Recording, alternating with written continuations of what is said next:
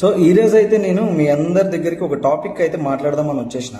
నేను ఇన్ని రోజులు ఏదో చిన్న చిన్న వీడియోస్ చేసుకుంటూ ఉన్నా. ఫస్ట్ టైం ఒక ఫ్యామిలీ టాపిక్లో మాట్లాడదాం అనిపించింది, మాట్లాడతా. సో నిన్నటి నుంచి ట్రోల్ అవుతున్నది ఒక వీడియో, మాధురి రాథోడ్ ఈశ్వరి సాయి అని చెప్పేసి ఒక వీడియో అయితే ట్రోల్ అవుతుంది.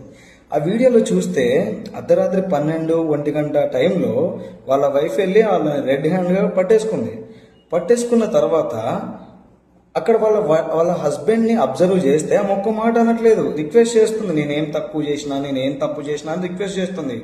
కానీ అదే పక్కన కూర్చున్న మాధురి రాథోడ్ అనే అమ్మాయిని మాత్రం చెంప మీద కొట్టింది, అడ్డమైన దుర్భాషలు ఆడింది. వేరే అమ్మాయి వీడియో తీస్తుంటే అమ్మాయికి ఏం చెప్తుంది, నా హస్బెండ్ ఏమనొద్దు, ఆయన చాలా మంచోడు, నన్ను చాలా బాగా చూసుకున్నాడు, నన్ను చాలా కేరింగ్గా చూసుకున్నాడు అని చెప్పేసి వాళ్ళ హస్బెండ్ అయితే అమ్మాయి వెనకేసుకు వచ్చేస్తుంది. రెండో పాయింట్, అక్కడ మాధురి రాథోడ్ని మాత్రం ఒక్కసారి కూడా ఆమె వైపు మాట్లాడట్లేదు. ఎందుకనంటే అక్కడ అమ్మాయి కాబట్టి, ఏదో వాళ్ళ హస్బెండ్ కాబట్టి వెనకేసుకొస్తుంది. మళ్ళీ పైన ఏం చెప్తుంది, వాళ్ళ అమ్మకు ఫోన్ చేస్తే వాళ్ళ అమ్మ కూడా మా అమ్మ ఇలాంటిది అని చెప్పేసి వాళ్ళ అమ్మ కూడా చెప్పేసినట్టు స్టేట్మెంట్ ఇచ్చేస్తున్నారు వీళ్ళు. సో ఇక్కడ ఏంటనంటే ఇప్పుడు ఈశ్వర్ సాయి ఒక 3 months 4 monthsలో అయిపోద్ది, భార్య స్టేట్మెంట్ ఇచ్చేసింది, మా ఆయన మంచోడు, ఆ అమ్మాయి మీద పడుతుందని.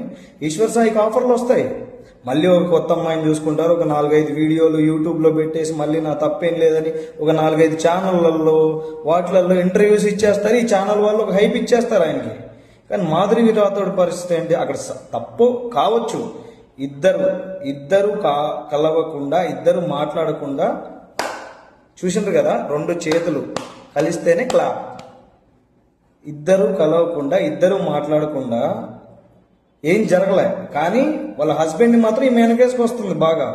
మరి అమ్మాయి సైడు, మరి అమ్మాయి ఒకవేళ బాగా హట్ అయిపోయి లీగల్గా వెళ్ళి రివర్స్లో కేసు పెడితే, నన్ను కొట్టారు, నన్ను అబోస్ చేశారు, ఓట్స్తో అబ్యూస్ చేశారు అని అమ్మాయి వీడియో అంతా తీసుకెళ్ళి కోర్టులో కేసు పెట్టి లీగల్కి వెళ్తే, సో మీ ఒపీనియన్ కూడా ఒకసారి.